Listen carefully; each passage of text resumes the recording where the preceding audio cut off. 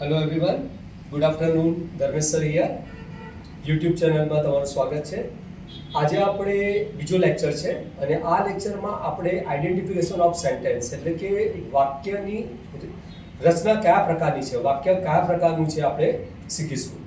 તો સૌથી પહેલાં આની જરૂર કેમ આપણે વાક્ય ઓળખવાનું કે મારે જે વાક્ય બોલવું છે એ કયા પ્રકારનું છે. કારણ કે આપણે કોઈ પણ વાક્ય લખવું હશે કે બોલવું હશે આપણાને વિચાર ગુજરાતીમાં આવશે. હવે ગુજરાતીમાં વિચાર આવે ત્યારે આપણે વિચારવાનું કે હું જે વાક્ય બોલું છું એનો પ્રકાર કયો છે. હવે આ દુનિયામાં કોઈ પણ વાક્ય હોય સેન્ટેન્સ એના બે જ પ્રકાર છે, ક્રિયા વગરના અને ક્રિયાવાળા. એટલે સૌથી પહેલાં ડિસાઇડ કરવાનું કે મારે જે વાક્ય બોલવું છે કે લખવું છે એ ક્રિયાવાળું છે કે ક્રિયા વગરનું. રાઈટ. એટલે અહીંયા મેં એક વાક્ય લખ્યું છે કે હું ભણાવું છું અને હું ફોન પર વાત કરી રહ્યો છું. આ વાક્યની વાત કરીએ તો હું ભણાવું છું તો અહીંયા હું ભણાવવાની ક્રિયા કરું છું એટલે ક્રિયાવાળું વાક્ય થયું.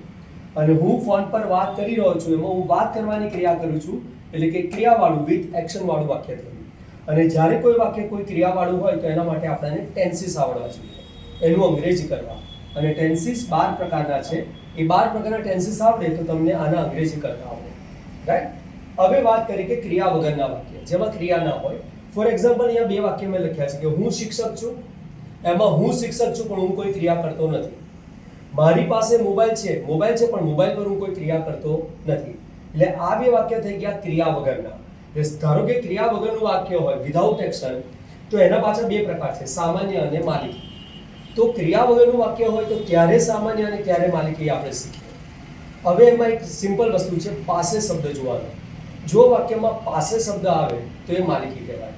ફોર એક્ઝામ્પલ કે મારી પાસે મોબાઈલ છે, ધેટ મીન્સ મોબાઈલ પર મારી માલિકી છે. પાસે શબ્દ આવ્યો એટલે માલિકીનું થયું. અને પાસે શબ્દ ના આવે એ કેવું થયું, સામાન્ય. તો આ બે ક્રિયા વગરના વાક્ય છે. હું શિક્ષક છું અને મારી પાસે મોબાઈલ છે તો શિક્ષક છું એ સામાન્ય અને મારી પાસે શબ્દ આવે એટલે માલિકી.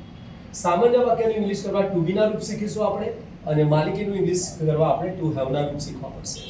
અને ટુ બી ના રૂપ 3 પ્રકારના છે, ટુ હેવ ના રૂપ 3 પ્રકારના છે, કાર્ડ 12 પ્રકારના છે.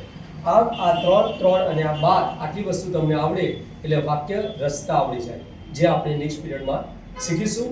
આ યુટ્યુબ ચેનલને તમે સબસ્ક્રાઇબ કરજો જેથી કરીને બધાને આ નવા વિડીયો વિશે મળતા રહે. Thank you.